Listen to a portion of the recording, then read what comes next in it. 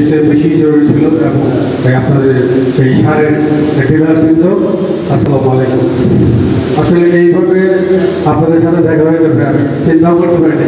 আমি নিজেকে খুব ধন্য মনে করছি এমন একটা অনুষ্ঠানে আমাকে তৈরি কথা বলে দেওয়ার জন্য। কারণ গত কয়েকদিন আগে এই সার বিষয়ে একটা চিঠি পেয়েছি। আমি তো ভাবছিলাম হয়তো আপনাদের দোকানে দোকানে যে আমার সাথে কথা বলতে হবে। তো আপনাদের এইভাবে কাছে পেয়ে আমি খুব ব্যক্তিগত বলতে চাই। আসলে এই সারের বিষয়টি নিয়ে দুই একজন লোকের কারণে কিন্তু এটা হচ্ছে। আমার বিশ্বাস যে এইখানে সবাই এই বিষয়টির সাথে জড়িত না, যে হয়তো লাভ কম হচ্ছে। একজন ডিলার বলে গেছে যে তার যে মানে একটা ট্রাক আসতে কতটুকু মানে খরচ তার হয়।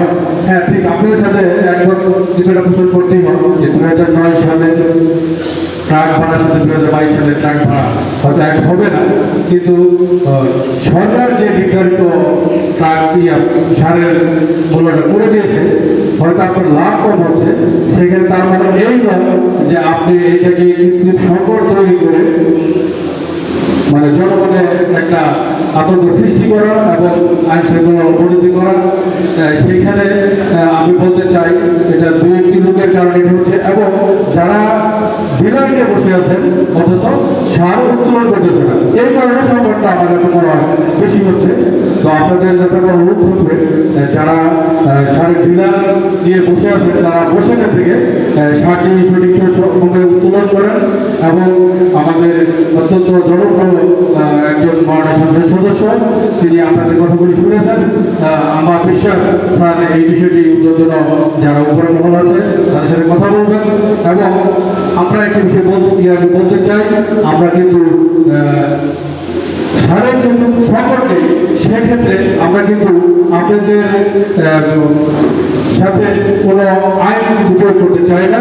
কিন্তু বিনা কারণে আপনারা যদি এই সার সংকটের সৃষ্টি করেন তাহলে কিন্তু আমরা আইনের আওতায় আনতে বাধ্য হব।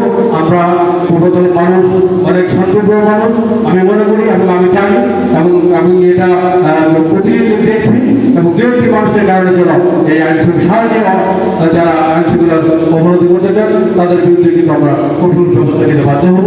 আমরা এই পরিস্থিতি চাইতে চাই না। আপনারা যেহেতু এখানে সবাই উপস্থিত আছেন, আমার বিশ্বাস আপনারা কিন্তু এই ডিলারের পরেও প্রত্যেক মানুষের কিন্তু কিছু জমি আবাদ করতে হবে। আপনাদেরও তো আবাদ করতে হবে। আপনার হয়তো আজকে ডিলারের মালিক মিলে আপনি সারের মূল্য বুঝতে পারতেন না। যে লোকটা ডিলারের বাইরে আছে, যে কৃষকরা, একজন কৃষক ক্ষতিগ্রস্ত হলে তার পরিবার ক্ষতিগ্রস্ত হবে। তাহলে আপনাকে এই বিষয়টা বুঝতে হবে। একটু সামান্য লাভ বেশি হওয়ার কারণে সেটিকে সংঘাত সৃষ্টি করে এই মানুষের জনমনে আতঙ্ক সৃষ্টি করার কোনো প্রয়োজন আছে বলে মনে করি না।